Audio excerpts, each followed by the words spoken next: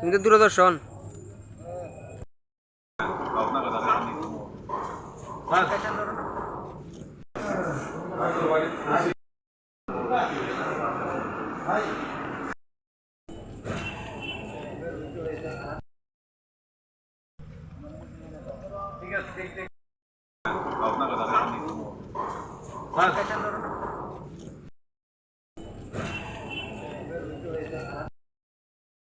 हुए हैं करके तुरंत आते ही उसी मैं सभी वहाँ पर निकल गए।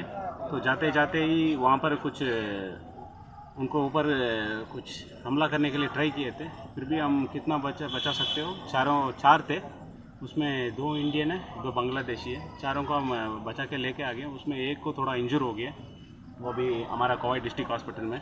दूसरा भी पीछे थोड़ा यहाँ पर लगा हुआ है, तो वो भी अभी ट्रीटमेंट में, एज पर ट्रीटमेंट में।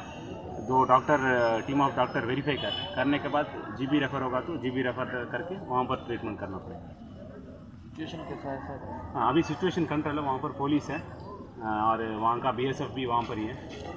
पेट्रोलिंग भी चल रहा है वहाँ पर। अभी सिचुएशन सब कंट्रोल है। 2 इंडियन टाउट जो था, इनको आप आपने अरेस्ट किया? हाँ जी, 2 इंडियन टाउट है, वो हमारे अभी कस्टडी में है। अभी इंट्रोगेशन करना है उनको, पहले मेडिकल अभी किया है उनको, अभी लेके जाके इंट्रोगेशन करना है।